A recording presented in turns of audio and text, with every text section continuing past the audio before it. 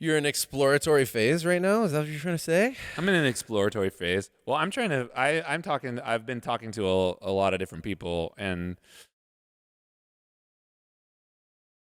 the thing that seems to happen to people, especially in business or in leadership, isn't too different than the thing that we just described in terms of music and growing up, which is when you enter into these agreements or situations, you make a decision. Let's say, okay, cool.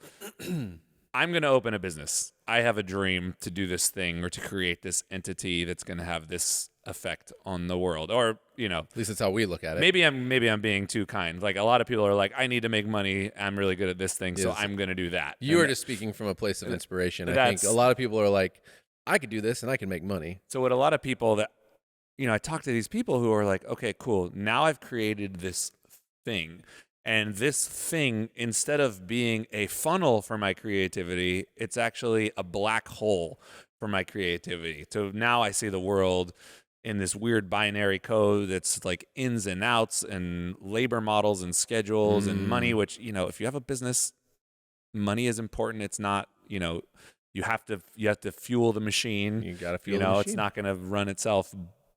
But people feeling constricted by the things that they've created instead of feeling excited by them. And I think that is like a stress that a lot of people feel. And I don't think that's the way it's supposed to be. Right. Because let's say you have an idea. Okay, I'm Jared. I have an idea. Sure do.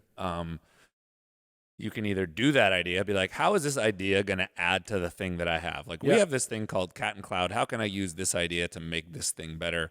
Or you can say, like, I actually can't do that idea because it doesn't fit inside of this structure that is Cat and Cloud. So I'll just kind of leave that behind. And then you leave that behind, then you leave something else behind, then you leave something else behind.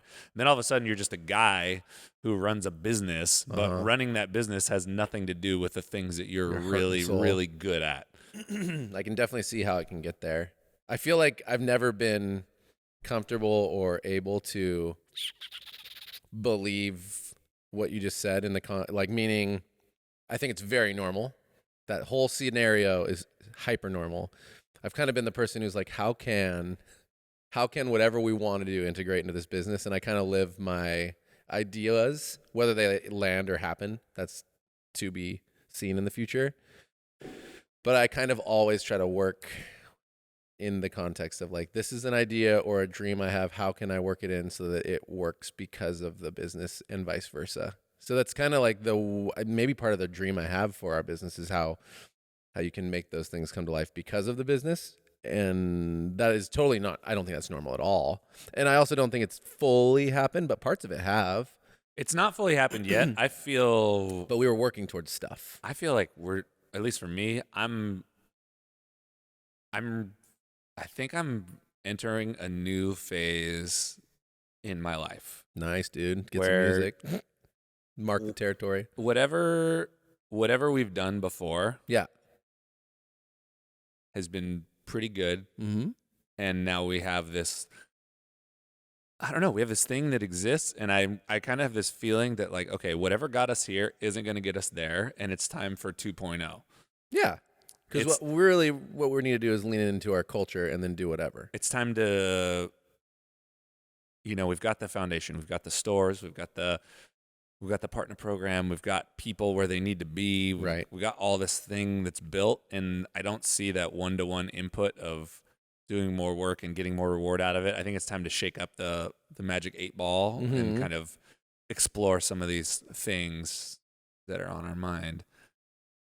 I don't know what that means. Well, I mean, but it doesn't have to mean anything, but there is a belief we've always had, which is the ability for people to do more dynamic and unique things through work leads to more consistent engagement and more longevity and more happiness. What I mean by that is like, if you have to do the exact same thing every day, even if you love it, it becomes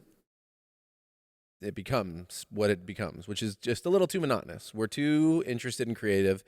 And so one of the things that we did, right, is offered a ton of paid vacation stipends so that people can break that monotony up. That was one simple thing. But on the other side is if we can bring different kinds of work into the umbrella of Cat and Cloud, then people can, which we haven't landed yet, but have the ability to take a working sabbatical and get paid to do something else within our company that's really awesome, maybe for a year, and then come back or stay, and that's me spitballing an idea that's always been a dream scenario, because I felt, and I know you felt the same way in other places where it's like, dude, I just want to do something else. I don't hate what I'm doing at all, but I need to do something else. I wanted more creative freedom. Sure. I wanted more autonomy. Yes. Not autonomy, I guess. Creative freedom, creative input, and I wanted more. There's some autonomy involved with that, but I hear you. I felt like it's at some point I had paid into the bank of, cool, I got a really good track record. I feel like I'm doing what I can do to build trust. Right. And let me get some swings. I want to be able to capitalize on that a little bit. Yep. I want to be able to, I've done a bunch of things that work really well. So how about I get the freedom to try this, that, and the other. And when that is no longer possible, then I'm like, okay, cool, I have to go. Sure. And everybody has a different point at which that happens to them, and that's going to happen to people that work for us too. Like, because different people win it all. Yeah, different people are growing at different rates. Like, Sure. I can totally see a situation where we have people who are really, really good working for us, and we just don't have the next thing that they need. Yeah. Which doesn't have anything to do with us. It's a right? puzzle, right? Yeah. Like, the two pieces need to fit together, and if they don't at any given time for any given reason, then it's time to find the puzzle piece that does fit. Wow, that was really hard for me to get out. Or create the puzzle, the place for the puzzle piece to fit, which they're both arguably always on the table. It just comes down to ideas and execution after that, right? And what's the biggest priority, which is always hard. Yeah, that's when you really have to weigh that trust and track record, because you can't create puzzle pieces for an entire organization necessarily. Like, not unless you want to, and I'm literally just throwing it out there, but and I don't even think we're interested at all in this, but there is the other part of that, which is most of the time you don't explore all these things because you don't have the money and resources to go do it. So you could become the company that takes on like a significant amount of money to fund a few projects to allow them to go. Oh, sure. And, you know what I'm saying? So say we have like 4 people who are ready to expand our business to a pretty significant level, and we know they can do it, and it somehow aligns. I'm going way beyond where we are mentally at all. But at the same time, I'm thinking of places, right? Like Disneyland, they had to take out a shit ton of money to make all these. Arguably, each attraction is kind of like its own cafe or restaurant, you could say, Sure. right? So I'm like, okay, in order to do that, you have to take out a shit ton of money and then trust this group of people to go do all that stuff. And so for me, I'm like, I'm more speaking about, that is true. I'm more speaking about having that,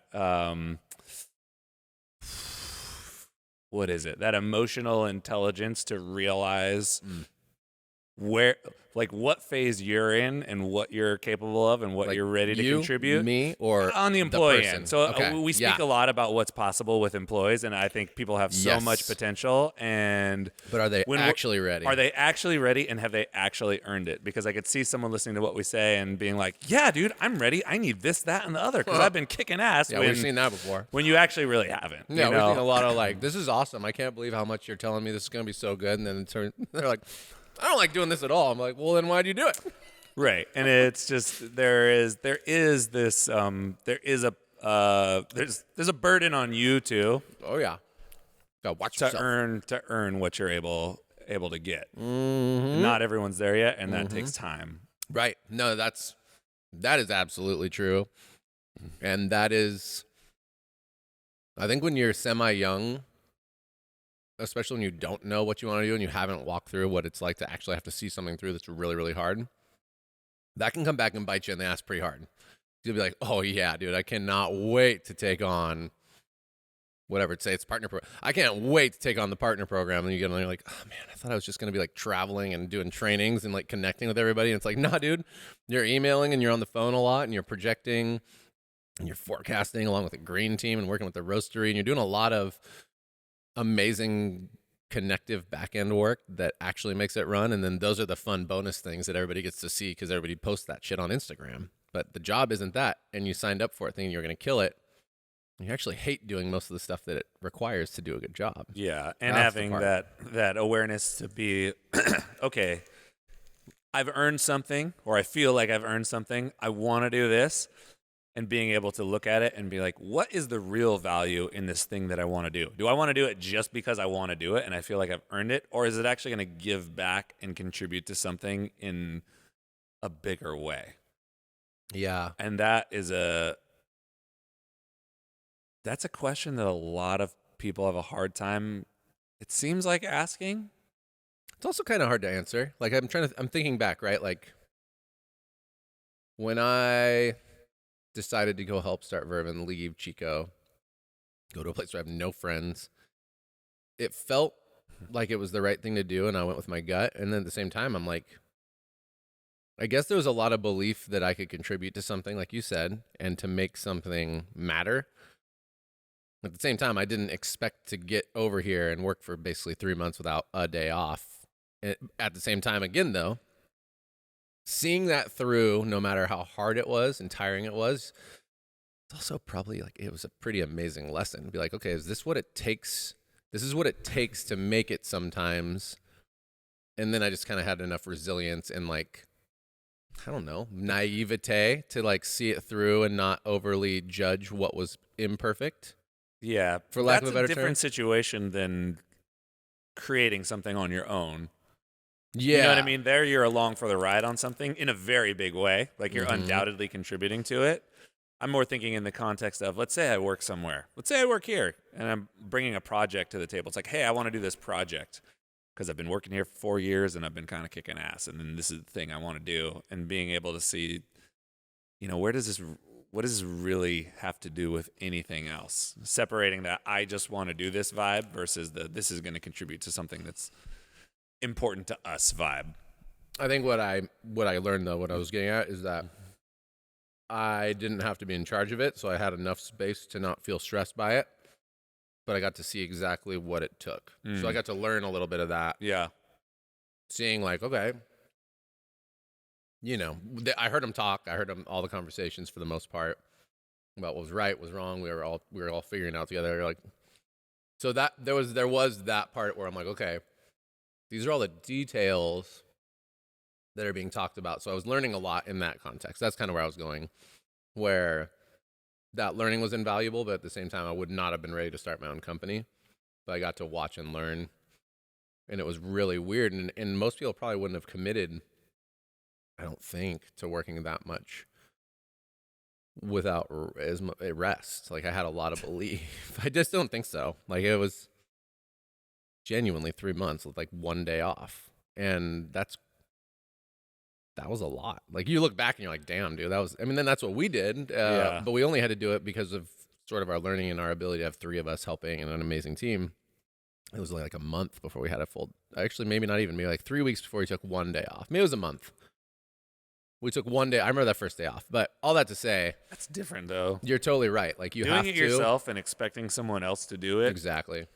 is different. Like we never had an employee that we expected to work 3 months straight with no days off. No, I don't think we even got. I think maybe very seldomly there was a 6-day situation, if at all. Maybe not even that. I think we launched pretty hard. You're totally right. It's a different thing to have to go make it yourself. And that's a more old school business model, right? Like we're building this thing. It's going to be awesome. If you want to be a part of it, this is what we do. We work for 3 months and fucking whatever it takes to make Except it right. for tech. I think tech is exactly that still. Right? Sure. But I guess, yeah, maybe it's not old school. Maybe it's just not. Well, it's just changed. It's just different. I think it is old school, maybe or maybe we're just trying to make a new school. But I think tech is like swim till you drown and then get out is what it feels like to me. I don't know anything about it, but I'd imagine that if you're working in that circle, you're kind of envisioning the payout, which is I can tolerate this much pain and this much time for this many millions of dollars or whatever That's what it sounds like. Whatever that ends up being. And if I fry myself for a few years, then that's fine because hopefully I'll be chill. I mean, that is definitely how there's 3 people that I won't use their names that come to mind who work in different departments and they started at significant tech companies. And every time they talk about it, like, yeah, I'm so glad I'm out of that. I worked my ass off to get out of that. And so that just means something to me. I don't ever go too deep. I can just imagine it's probably really long hours, nonstop stress. Like, I mean, you probably get berated a lot. Things have to be perfect, whatever. But that there's just a better way. I think we're talking about a better way. And then there's a lot to learn. Man, you do really have to want, I guess what we're coming down to is you have to really want to see through what you want to do and believe in some capacity if you want to do it. And if somebody was going to try to whatever do something newish or different within the umbrella of Cat and Cloud, they have to take it on with the right which we have a lot of great people with attitudes like that right now, don't Here's we? a belief question. Yeah. When you work 3 months in a row, did you work 3 months in a row because you had to work 3 months in a row? Or did you work 3 months in a row because you believe so much? Do you think at any time, like during that period, you could have been like, hey, I really believe in what's going on, but I just need a day off, dude. I need like 2 days off. Like, is that a situation that happened? No, I think it was both. I think I was conditioned to be like, whoever's your boss is your boss, and this is what you do. Yeah.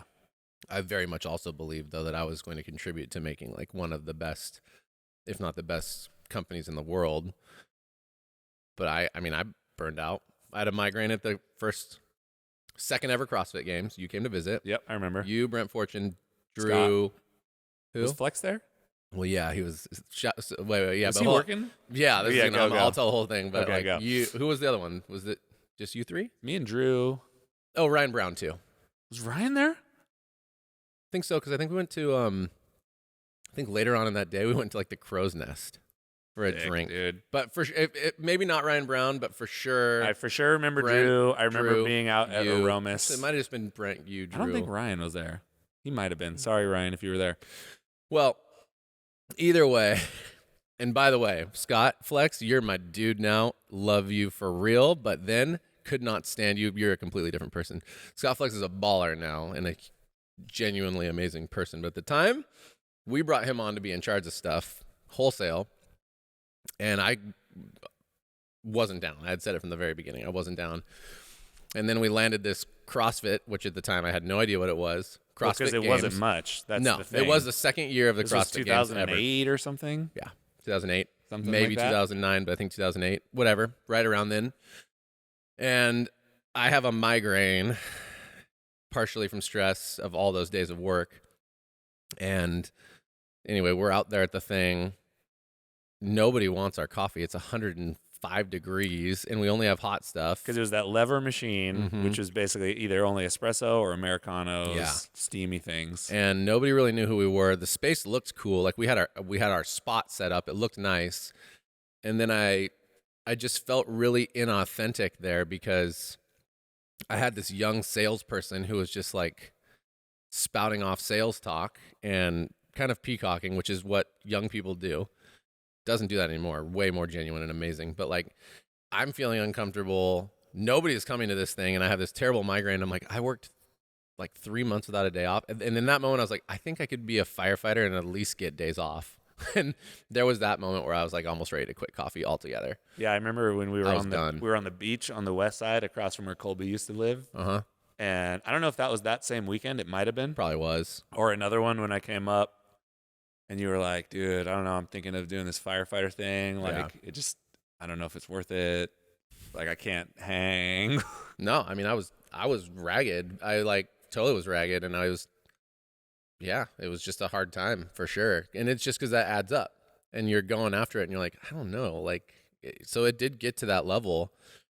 When we started bringing people on, and it was still at that. I mean, I was still at that level when then we hired our first manager, and it wasn't me, and I was like, this person's a good person, but not the right fit for manager. And I was so emotionally drained. Like all of us would be so like we would cry over shit that wasn't sad. Like we were just done. Like the towels for compete. They're like, hey, you're gonna compete, and it was like go to the one where you won.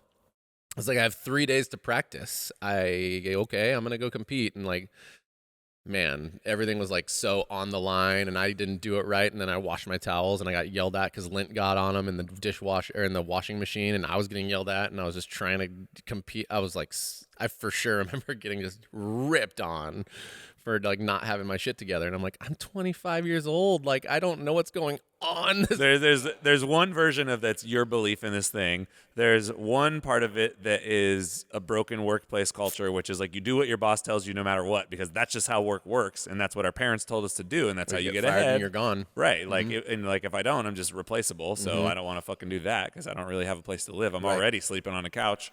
Like that's true. I remember in 2010 Alita years, we did that first kind of competition show and tell that birthed the 1-in-1, where the 1-in-1 came out of, and it went super well, and it was so hot. Everyone was there, and then It was hot. Colby, out of nowhere, like a few months later, was like, "We're doing," or maybe just a month later. I remember that. We're doing it again. We're doing another one, and I was like, what? He's like, yeah, we're doing it this weekend. We're going to do the thing. And I didn't have the tools to be able to communicate the way I can communicate now. So I'm just like, kind of partially that same thing where I was like, all right, I guess this is what we're going to do. But I was fucking bummed.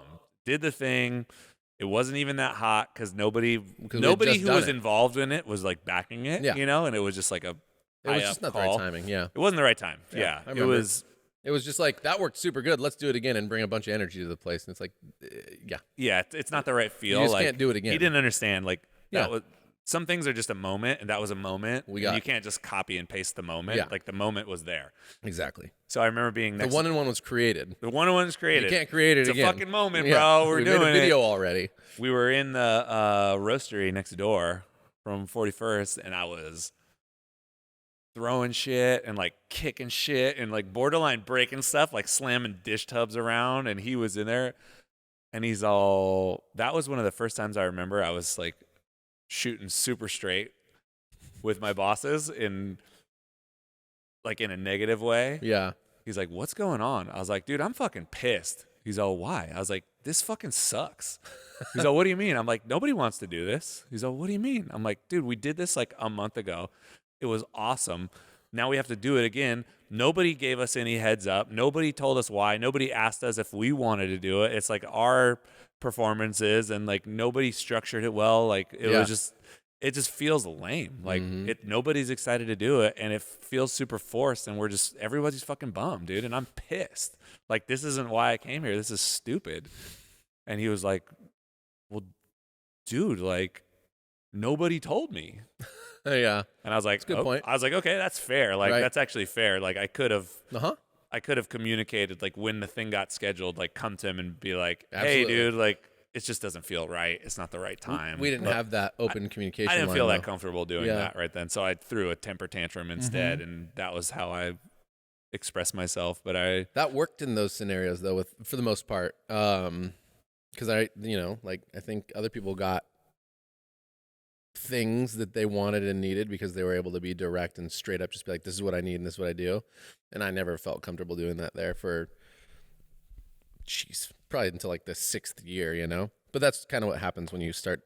It can happen unless the leadership leads you to feel that way. And that's where you open a company and you hopefully do a good job. Anyway, yeah, but being able to be direct, I think, was really important and worked well, even if you probably did it in a probably immature way at the time. Oh, I mean, that definitely wasn't the right way to do it. I had so many blow-ups there because that's why I'm like asking, okay, cool. Like, is there a moment where you could have been like, hey, I'm just really kind of, burned out, but working, but that it's a good question. It didn't really seem like it was on the table, or we didn't have the tools to understand how that went. Because I remember so many good things. You getting some good memories, Papa? I'm getting some. So the first meeting. Oh, why was I even there? I was what's his name from Marvel with the eye patch? I was just putting together the team, dude. I was assembling. Oh yeah, dude. Fury. I was trying to Nick Fury here. I was like, get Chris, bring over some Ian, some John Withers, some Sarah Pease. It was. I somehow got involved in some training situation with wholesale. This is before I had an official official role, but I ended up I in mean, a it was meeting. probably because there was only one thing to do besides manage the cafe. Yeah, It was like, give this guy something. yeah, I mean, and he's good for too. perspective for everybody listening, this is kind of a trip because I met someone who watches our stuff and is like connected to our culture, and they came on a tour of Santa Cruz and like, oh, cool, like that's awesome. Where else did you go get coffee? And they're like, oh, I don't know. And I'm like, oh, one of the Verves is we were on the west side. One of the Verves is right around the corner over on Fair, and they're Yeah. like, oh, they have cafes here, and I was like, yeah, I was like, they're from here. They're like, Verves from Santa Cruz. Whoa. So there's so many people We're at who would that just level. I mean, they have such a huge presence I know, in they're Los big. Angeles LA is that if probably you were bigger just getting feeling. into coffee, you'd probably assume that they're from LA or Right, because LA's you know, bigger. I mean, they Wow, got what a place in trip. Tokyo, which just doesn't. Right. So, anyway, for perspective, this is from I started working there late 2009, and it was only one store Yeah. on 41st Avenue, and the 41st roastery Street. was next door in this tiny little room, which is now an ice cream shop. We roast next door. So that was it. Yeah. There was nothing else going on. So it wasn't this big thing No. that we were in. It was really, really small. But we're trying to make a push for wholesale. It was right when Scott came on. And it was me, Colby, Ryan, and Flex. And Scott was in his zone that you just described, Damn, which dude. he was just smoking on this thing. cigs, He's like, ripping it. we're going to take this person's account. We're going to take that person's account. We're going to take that person's account. And I just flew off the fucking handle. I was like, fuck this shit, dude. And everyone's like, what? I was like, this is not how you fucking do things. Like, this is because I was just like, That's why they brought him on, too, is how Oh, I know. baller he was at that. I was like, this is a community. Like, I didn't know shit about sales, right? But I'm like, and I just came from Ritual, Sure. and Eileen is awesome to Yeah. me. Like, Yeah. Oh, yeah. awesome. You Still had one of some my favorite legit jobs loyalty. ever. And Yeah. their name came up in these accounts, and I'm like, dude, these are my friends. Like, I'm not here to fucking be in this meeting about stealing my Yep. friends' wholesale accounts. Like, I remember those times. fuck no. And Yeah. I like yelled through some shit, like walked out. Like that was like the Chris Baca communication style back in the day. You were pretty like that at the beginning. I was like fucking Yeah. Well, dude, I don't know. I was like Look at that one again. I was kind of an angry kid, and in some ways I'm still kind of like an angry Comes and goes. dude. Yeah, it comes in. You hulk up a little? I hulk up for sure. Drop a little banner in and there. just fucking just get mad. I mean, I was never taught how to communicate, so Yeah. and I'm really particular. So when things don't go my way, I'm like prone to throw a temper tantrum or walk out of the room or just kick some shit. And I don't know. It's funny to have those moments and to put them in the context of like where everybody was. Like Right. everybody in that room was just a stupid kid.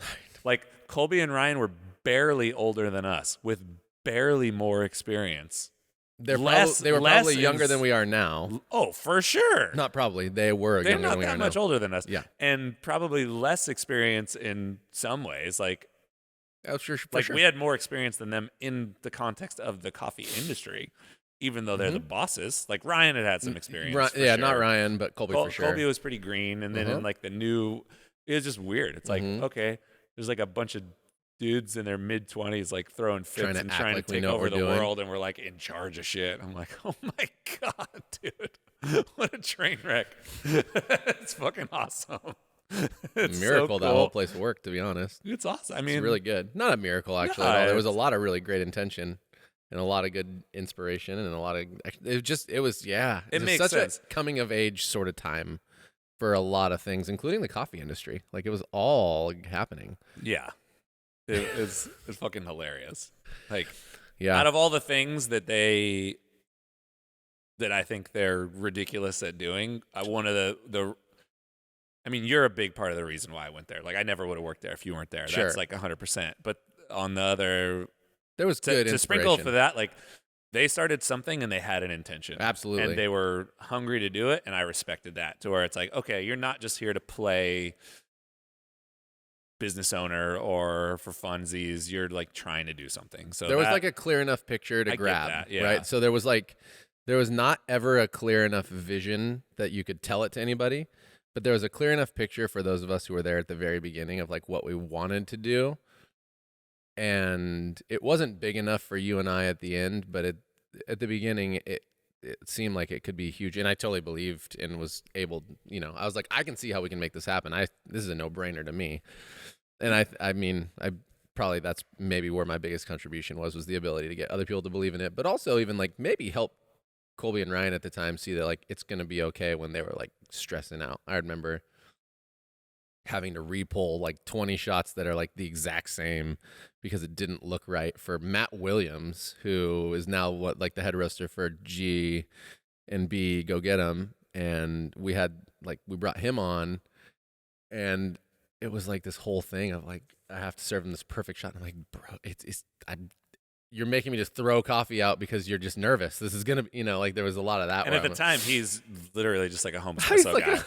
He's a home barista who reads blogs. Yeah, and I think he got to work a couple of guest shifts at Clatch in LA, or like worked there for like a month, and so it was like, oh, dude, guest shifts. Okay, I remember when we came down and we were camping. Oh yeah, I remember I was wearing my orange Atari shirt, and this is at the time. Okay, like I'd fucking won a regional barista competition. Yeah. Placing in nationals, and me and Drew show up to work a guest shift at Verve before we worked there. And I remember Ryan being there, and he was hovering so hard because he's like, at Ritual, they steam their milk like a little colder than we do. Oh, yeah. It's like, make sure they steam the milk hot. And I was like steaming milk, and he would like touch it like before I poured it. He was so paranoid. It was awesome. Well, I remember he was trying to get you all to pull, because you all were just going to pull the coffee how you thought it tasted good, and he was trying to like make, we had us melt it. Yeah, it was pretty funny, which I totally dig. Like, I get that. Like, you work a guest shift somewhere, you take on their you're service style. To take it on. Like, there's no fucking way I would let anybody jump.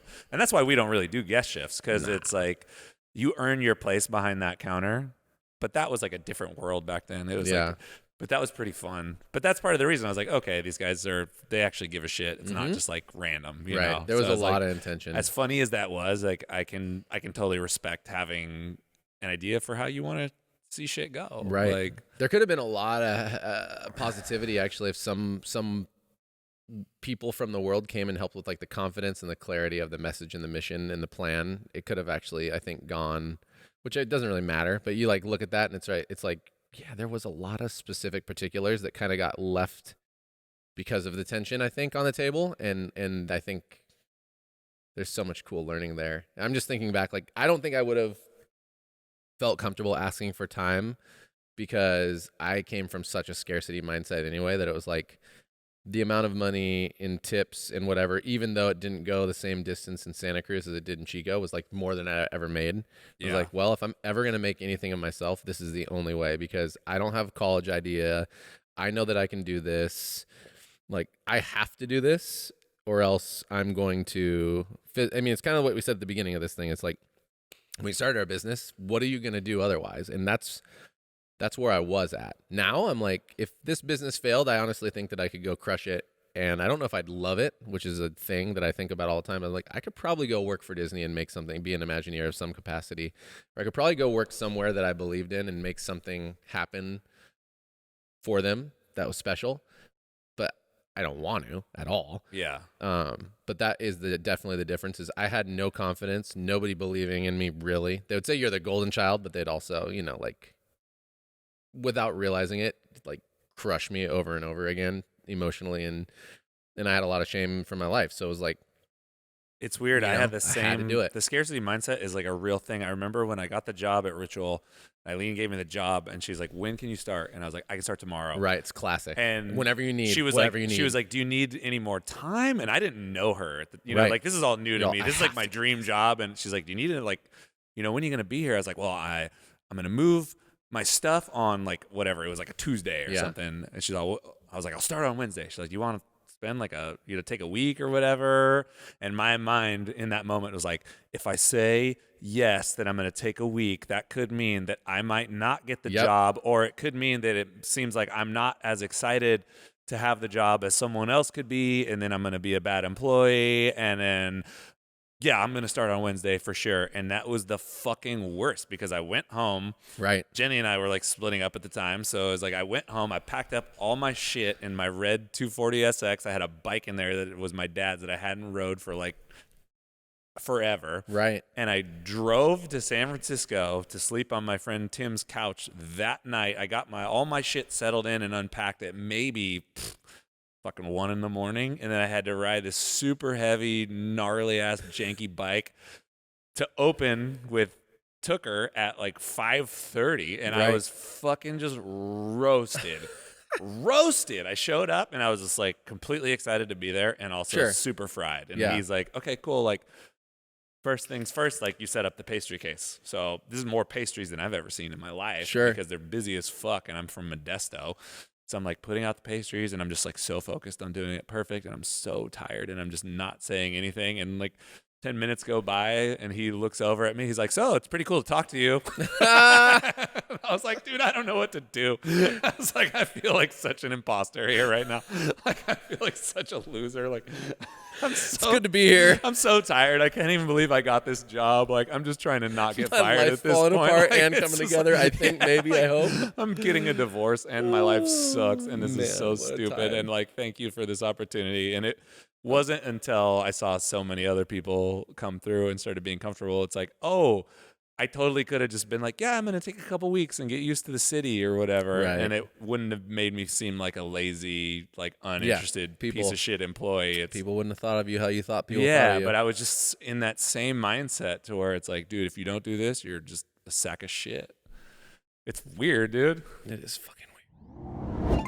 Thanks for listening, y'all. This podcast is an extension of our mission to inspire connection by creating memorable experiences. If you want to get more acquainted with what we do, you can go on over to catandcloud.com. There you'll find a little bit of everything. If you want coffee, we got coffee there. If you want to be directed to some other magic media, basically it's your hub for all things Cat and Cloud. If you want to dive in on a deeper level, we do have a Patreon. It's $5 a month, about the price of a latte each month. You get a peek behind the scenes of what we do here, unpacking some of the ideas that we talk about during this podcast, rants and raves, Q&As, Jared and I just talking shit together. Biased opinion, yes, but I think it's a lot of fun. So thanks for listening. Go out and inspire someone to do something amazing. Bye.